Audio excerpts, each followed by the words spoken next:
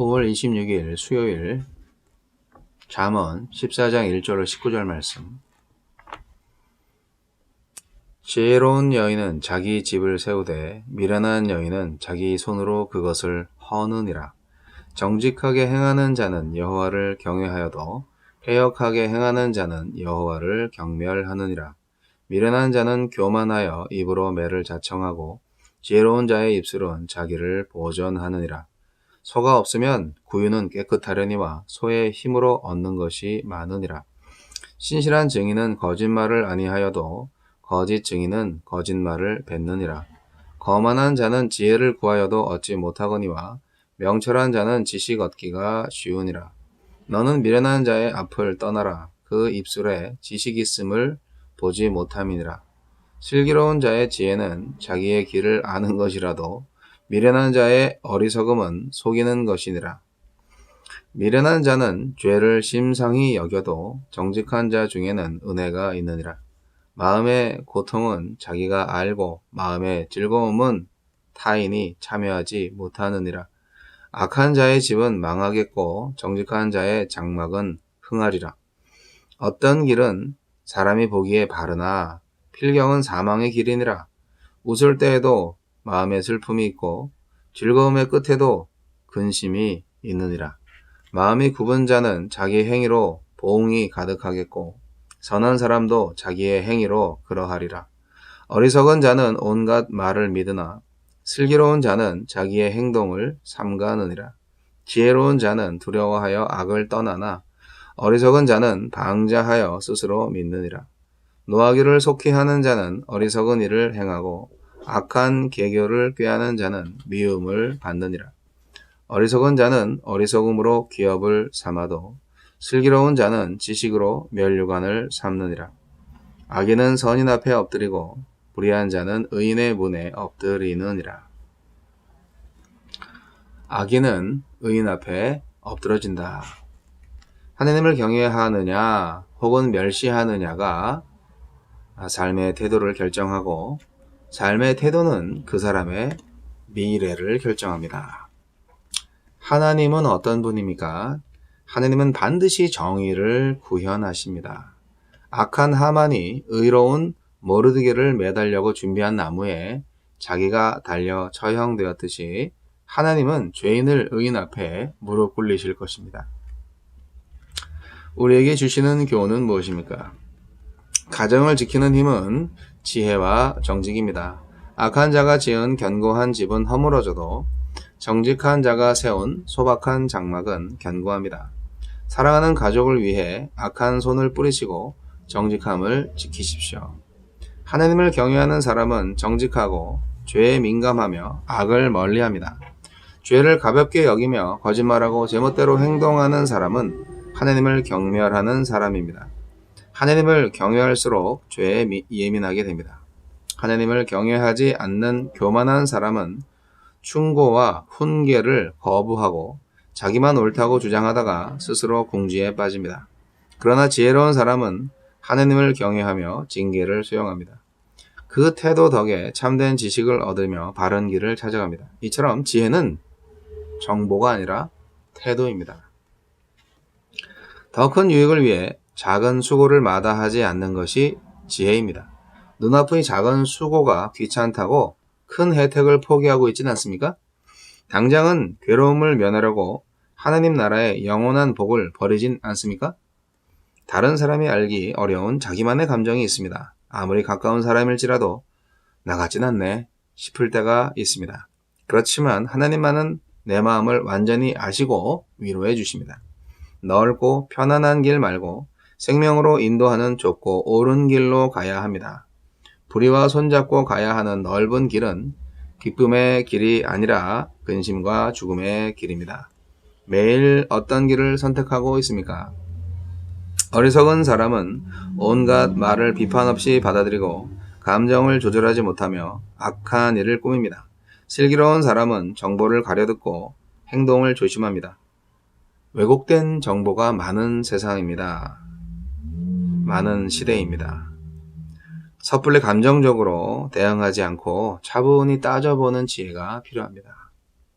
하나님을 경외함으로 넓은 죄의 길로 가지 않고 좁은 의의 길로 가게 하소서.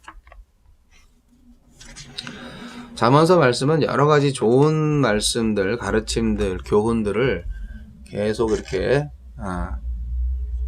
열거하고 또 복합적으로 말하자면 짬뽕 해놓은 그런 교훈집인데요. 여러 말씀들이 저를 아주 찔리게 하는 그런 말씀들이 많은데,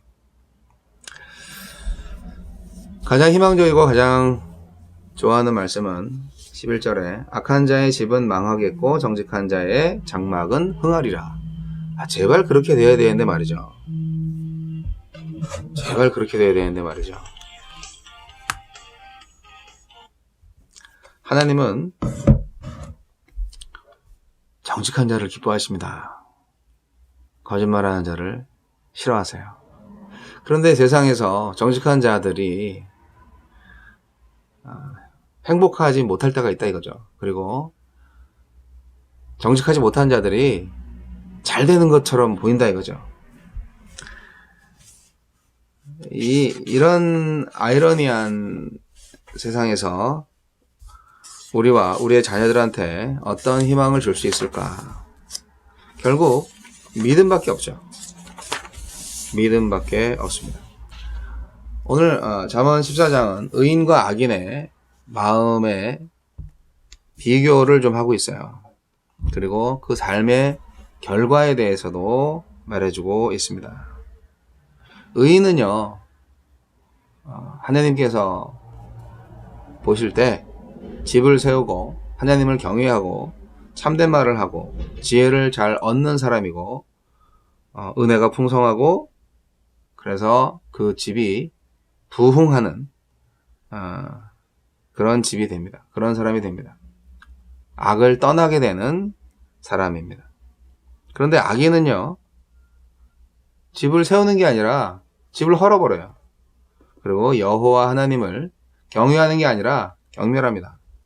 참된 말을 하는 게 아니라 거짓말을 일삼고 그래서 지혜를 얻지 못하고 지혜를 잃어버려요.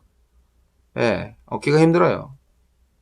그리고 죄를 짓기를 너무 좋아하죠. 죄를 사랑하죠. 결국 집이 망합니다. 악을 떠나지 않고 악과 함께 놀아요. 아주 방자한 인생을 살게 됩니다. 의인과 악인의 근본적인 차이는 하나님을 경외하는가 경외하지 않는가의 차이입니다. 굉장히 중요한, 이게 잠언서의 주제라고도 할 수 있어요. 이게 지혜서가 아니라 결국은 성경이었네. 당연히 잠언이 성경이죠. 하나님을 경외하는가 하나님을 경외하지 않는가, 이것이 바로 지혜로운 자인가 아니면 어리석은 자인가 이거죠. 의인인가 악인인가, 구원받는 사람인가 아니면 망하는 자인가, 이런 거죠. 오늘 말씀에서 지혜로운 자와 미련한 자의 삶의 특징과 그 결과에 대해서 잘 말씀해주고 있습니다. 결국 우리 마음이 정말 어떠한 생각을 갖고 있는지, 이 구약 성경은 특히 마음과 육체에 대해서 분리해서 생각하지 않는 표현을 합니다. 실제로 그렇고요. 마음과 육체는 연결돼 있어요. 그래서 마음 따로 육체 따로 이원론적으로 살아가는 그런 오늘날의 사람들하고의 사고방식이 완전히 틀립니다. 근데 우리가 잘 생각해 보면 개념적으로는 뭐 이원론, 삼원론 이렇게 할 수 있지만 실제로 우리가 마음이 힘들면 몸도 힘들잖아요. 마음과 몸은 일체예요. 몸이 힘들면 마음도 힘들어요. 왜 그걸 모르겠어요. 이 세상에 존재하는 동안 마음과 육체는 상호 깊은 영향을 미치고요. 그리고 밀접하게 연결돼서 통일된 인격을 형성하고 있습니다. 포커페이스를 잘하는 사람들 때문에 마음 따로 몸 따로 이렇게 하는 것 같은데요. 실제로 하나님 앞에서는 절대 그것을 속일 수 없죠. 우리는 천국 시민의 삶을 살아가고 있는 존재들입니다. 물론 어쨌든 현실 세계에서 우리가 아무런 변화가 없는 상태에서 천국을 경험하고 하나님의 임재를 경험하고 그렇다는 것은 마음에서 시작된다는 것은 의심할 수 없습니다. 일단 내 마음서부터 시작이 되는 거죠. 믿음이 생겨나고 그리고 그것을 믿음의 행동으로 옮겨지기까지의 뭐 약간의 시간차는 있는 것 같아요. 요즘 한국에서 생활하면서 뉴스를 많이 봅니다. 미국 뉴스는 많이 못 봤어요. 언어적인 한계도 있고 또 매체의 한계도 있고. 그런데 이제 한국 뉴스는 뭐 여기저기 많습니다. 우리나라 국민들은 뉴스에 나오는 거는, 그러니까 9시나 8시 메인 뉴스에 나오는 것들은 전 국민이 다 알고 있는 것 같아요. 예, 굉장히 나라가 좁고 인구 밀도가 높고 정보망이 촘촘해서 어디보다도 매스컴의 이 영향력이 굉장히 크다. 그래서 언론 매체가 제대로 그 기능을 발휘하지 못한다면 정말 한 방에 훅 갈 수도 있겠다라는 생각이 드는 나라가 바로 대한민국입니다. 제가 볼 때 그렇다는 거죠. 근데 미국은 저 시골에 사는 사람들은 뭐 거의 뉴스 안 보는 사람들도 많거든요. 세상이 어떻게 돌아가는지 모르는 거죠. 근데 뭐 그게 전 나쁜 건 아니라고 생각해요. 세상 돌아가는 걸 뭘 다 알아야 됩니까? 세상 이치는 아시잖아요. 정직과 성실로 하나님을 예배하며 산다. 뭐 다른 게 뭐가 있어요? 자, 사람들과의 사회생활 속에서 옛날에는 다 같이 못 살아서 오히려 행복했다면 오늘날에는 빈익빈 부익부의 차이가 너무 심해서 불행하다고 생각하는 사람들이 너무 많다는 거에 아주 큰 문제가 있습니다. 요즘 아무리 가난해도 40년 전, 50년 전에 살았던 사람들에 비해서 굉장히 부유하게 사는 건데 말이죠. 근데 불행하다고 생각하는 거죠. 마음속에 욕심이 있어서 그런 게 아닌가 생각을 합니다. 결국은 그 욕심이 무엇에 대한 욕심이냐? 하나님을 예배하고자 하는 마음에 대한 욕심이냐? 아니면 한번 맛있는 거 먹어보고 좋은 옷 입어보고 좋은 집 살아보고 좋은 차 타보고 그리고 남들한테 정말 좋은 명성을 얻고 싶고 뭐 이런 거, 그런 욕심, 인간적인 욕심, 결국 육신의 정욕이죠. 이생의 자랑이죠. 그런 것이 헛된 욕심인데 그런 욕심, 욕망의 노예가 되어 결국 비교를 하게 되고 내가 불행하다고 느껴지는 것이죠. 그래서 미련한 자의 세계에서 빠져나오지 못하는 사람들이 너무나 많습니다. 오늘 저는 말씀 가운데에서 그래, 지혜는 지식과 정보를 통해서 얻어지지 않아. 지혜는 삶의 태도야. 그것이 마음의 깨달음으로 옵니다. 많은 어리석은 사람들은 사망과 슬픔의 길을 갑니다. 12절 13절에 나와 있는 것처럼 어떤 길은 사람이 보기에는 바르나 필경은 사망의 길이니라. 웃을 때에도 마음에 슬픔이 있고 즐거움의 끝에도 근심이 있느니라. 이렇게 살면 얼마나 불행하겠어요. 웃고 행복하고 그런데 실제로는 그게 사망의 길이고 그게 죽음의 길이고 사망과 죽음 같죠. 근심과 슬픔의 길이 된다면 그런 인생은 사실 헛된 인생이죠. 우리는 지혜와 정직으로 조금 불편해도 하늘나라의 복을 비전으로 삼고 조금 불편해도 일단은 수고를 하는 거죠. 그게 지혜입니다. 그게 정직한 삶을 살고자 하는 사람들의 근본적인 원동력입니다. 신실한 증인으로 살아가시기 바랍니다. 하느님의 말씀을 잘 전하시고 그리고 신실하게.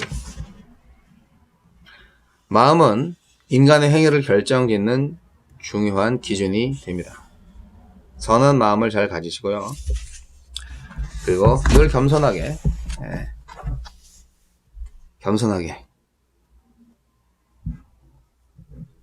너 자신을 알라 하는 소크라테스의 말을 빌지 않아도 나 자신을 잘 아는 것이 결국 하느님을 잘 아는 길이라는 것을 명심하시고 내가 과연 어떤 존재인지 자성해보시고